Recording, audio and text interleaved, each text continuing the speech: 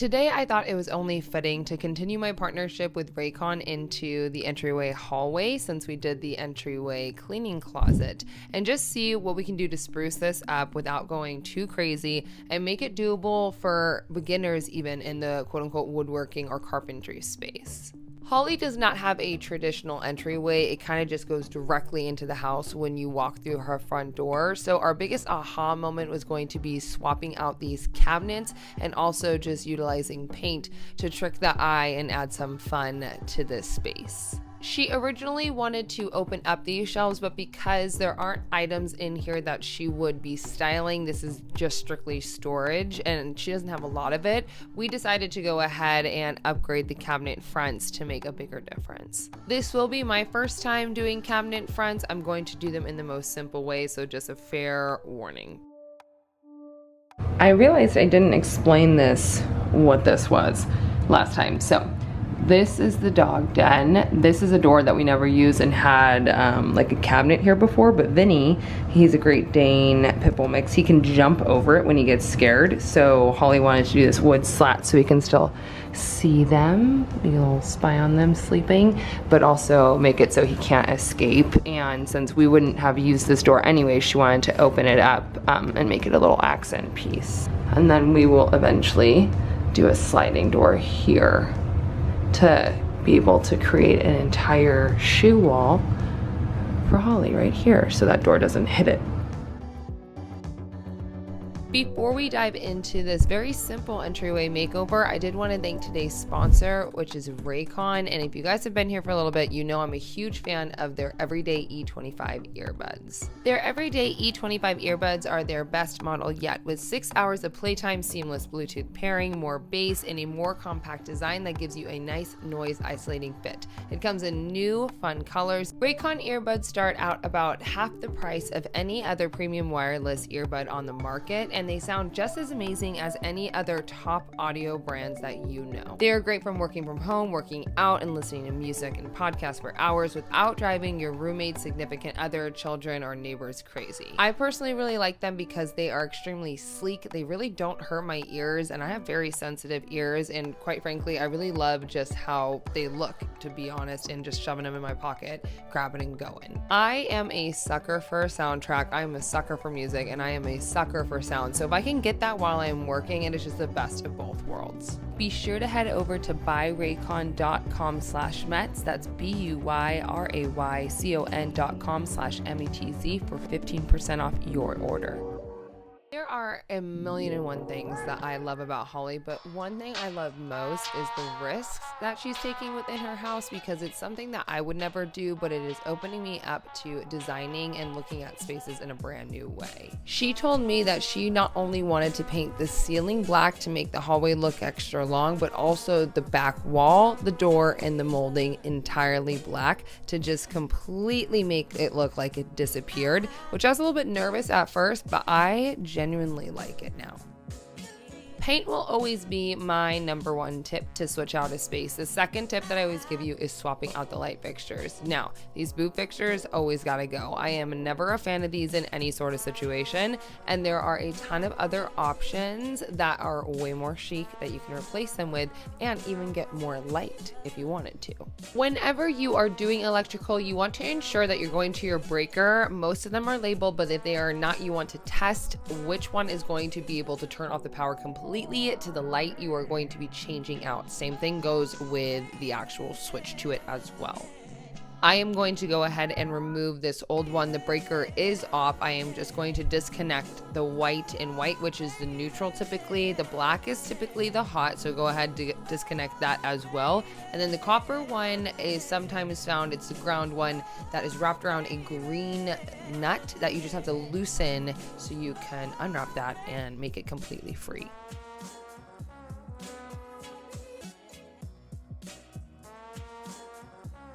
A tip for you when you get your light fixture is go through the entire box. Make sure you have every single piece that it comes with because you are going to need it. The one thing that I find myself throwing away and not realizing is this bolt that goes through the middle. That way it gives you the opportunity to adjust it to be lower or higher to ensure that when you add that final cap onto the screw that the light fixture is flush to the ceiling.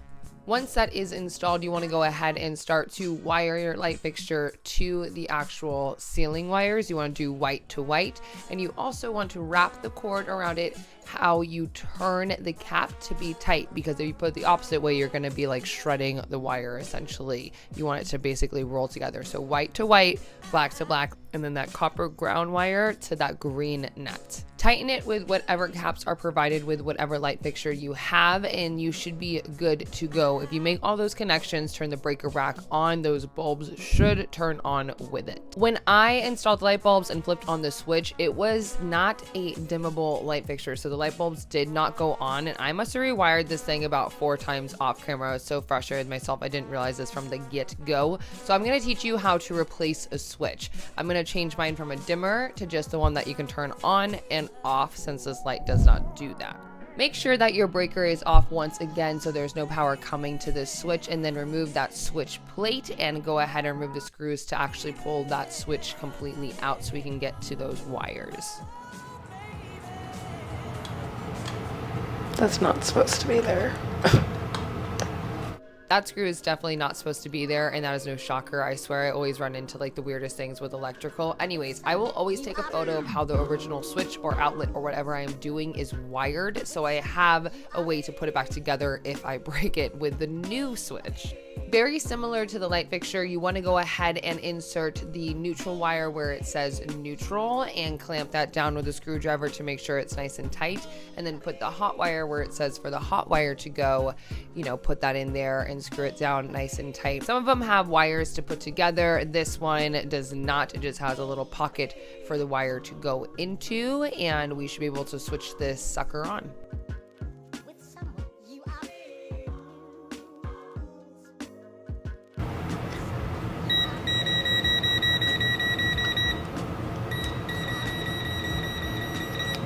That's interesting.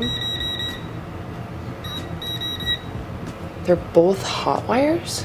I have never seen this before, and it was throwing me off. This light was not switching on, and I was losing my brain, but I wasn't bothering to look at the light fixture. I was just fixated on this switch. I genuinely thought it had something to do with this switch, so I turned off the breaker, tested it to make sure it was green, which meant the power was off. I stripped the wires a little bit more and tried to rewire it back into the back end of that switch, flipped the power right back on, and again, nothing was happening. And do you know why, people? I thought it was the switch, and then I went to the source over here. That's how you always double check your work. That is the hot wire loose. So no wonder it's not turning on. Okay, let's see if I can connect this and it will work with the switch as is. Hold, please. I reconnected that hot wire because it wasn't the switch, it was actually the light fixture, and hopefully let there be light, people. This was so frustrating. Let's see. Oh, thank God. Oh, I figured it out, thank God. I was an idiot.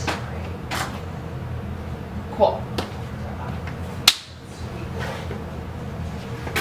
There is a lot more that I need to learn about electrical, but I get more and more excited the more I dabble into it, because it just makes my jobs less expensive. Because let me tell you, hiring an electrician ain't cheap. So if you have a family friend to teach you or can do it for you, I definitely suggest you go that route. But if you cannot, always hire an electrician to ensure that it is done properly, right, safe, and you won't have to worry about it. But because I have experience, that is why I am continuing to learn within electrical and implement it into my DIY makeovers. Little fun fact for you. Something else for a simple update that you can do to any room is switching to a screwless plate, and I am kind of surprised at a lot of people that do not know that these exist, and this just means that literally you can't see the screws, which shakes up the place immediately. And maybe to everybody that watches my makeovers I sound annoying, but I will never stop giving this tip. It is such a good one and such a simple one. Another thing that people are intimidated by is switching out a door handle, but let me tell you, switching them out, swapping them up, upgrading them is going to make a world of difference again in any space. I'm going to be swapping out these silver dated ones, if I'm being realistic, these circular ones, for a more black, sleek, modern vibe. That way we were pulling from the black ceiling paint down to the floor, and then again, that tile will be replaced with some hardwood, and it will all make sense when that happens. You do not need a power drill for this, but you will need a Phillips head screwdriver. I'm going to be using a hand one and then later a power one just to show you how simple it is. You'll remove basically every single piece from your current knob, and then per the instructions, insert the slots one by one. So you want to start with the actual like toggle to the door first and secure that in with the flat side going in towards the room you are installing the knob in. For bed and bathroom, you typically want to have one that has a lock. Again, the lock will go on the inside of the door you are installing the knob in. When you insert these two knobs together, they will just seamlessly kind of just click together and get flush to the door. The screws are a little bit weird to maneuver, but you just kind of want to use your screwdriver to tighten it up until it gets into that sleeve and you make it completely tight and the knob is good to go. You also do not want to forget to update the strike plate because you will have a black doorknob and then a silver strike plate, and that doesn't look good mixed or match, even though it's a little detail. Little details matter most and they go a long way, so just pay attention. Just like you, my friends, I am learning every single day, and with knobs, thresholds, strike plates, all that stuff is, you know, it's a new ballpark every single time I do it because the hole on the side of the door isn't the same across all doors. So what you're going to do is when you do install that strike plate, you want to screw it into the original holes, close the door. If it doesn't close all the way, you just need to chisel out a little bit more of the hole little by little and ensure that that lock is actually locking within the door. And it might take a couple of tries, but I promise you it might be a little bit frustrating, but if not, try again in Rachel Metz's world over here. But you know, hey, practice makes perfect.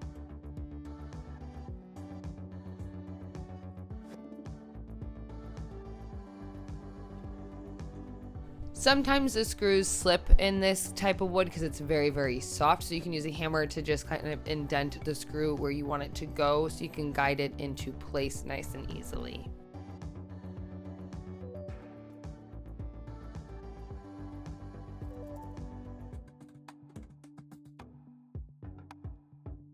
Even though I will be replacing this door that I just installed this knob on because I want to do a modern sliding door per Holly's request, that means I'm going to go ahead and replace the remaining handles throughout the rest of the entryway.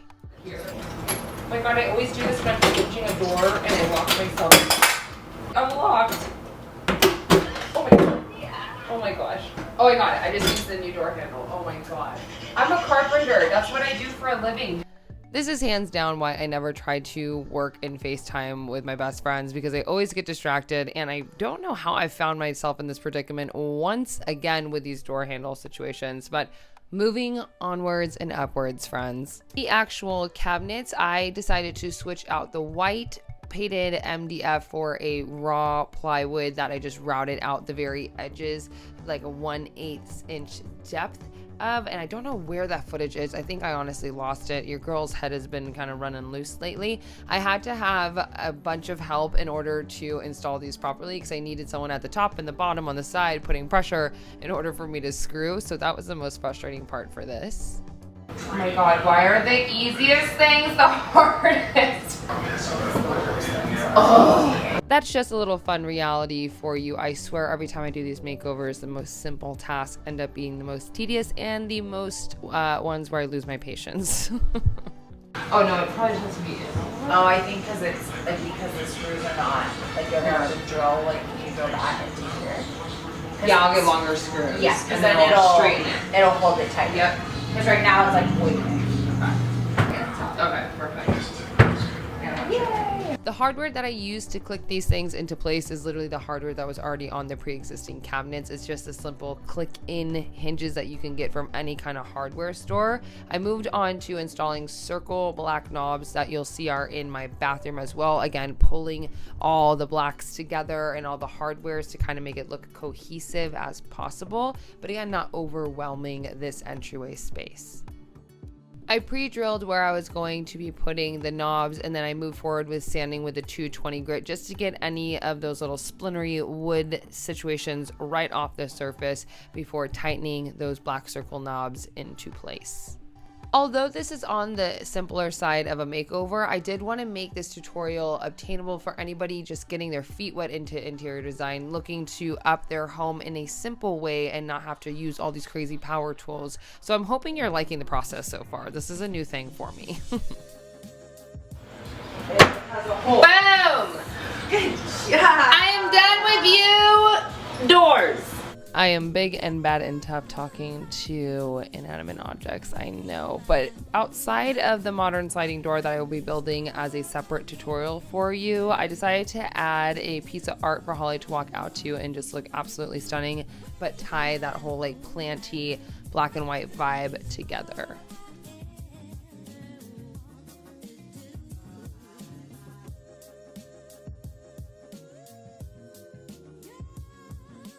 Like I said, it isn't the most insane makeover yet, but I wanted to show you how a few simple things can update your space, whether you're taking everything away from this makeover or not. It really doesn't matter to me. I just wanted to really show you what I am doing in Holly's house as we are tackling it space by space. Right there, the reason this is so empty is our next project next weekend is building a sliding modern door. So that will be the accent and the texture over here. That's why I only did one big piece here, and this is more so when Holly wakes up. I love her closet, and her room's still good. I don't know, it's just gonna be a very relaxing moment in my opinion when you come over here.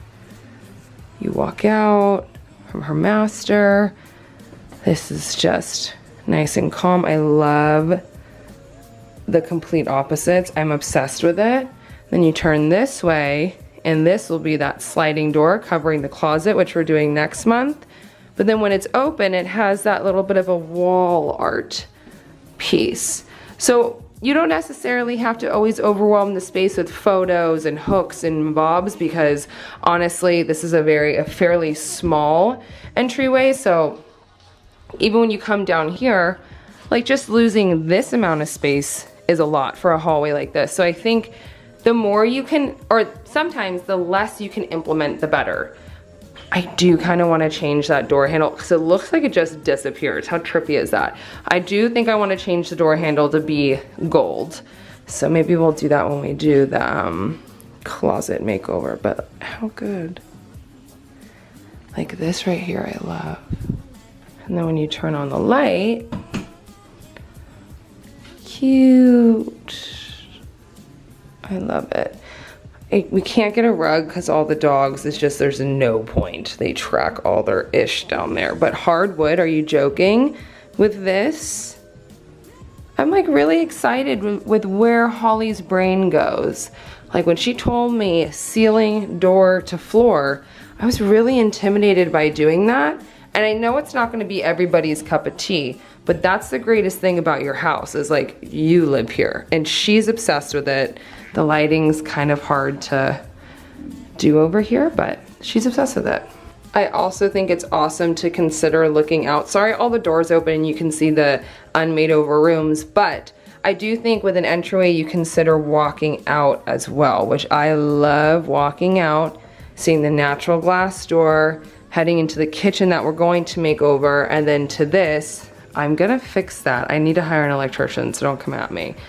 It's just a very cool feeling to kind of bring both sides of the house together, because also when you come over here, keep in mind a fun fact, you can play your colors, tying them with one another by putting that kitchen color into here, and if this were to be open, it all just ties in. I don't want to show you that because I don't know when that makeover is coming out, but it all just ties in. I don't know if I'm making everybody sick, but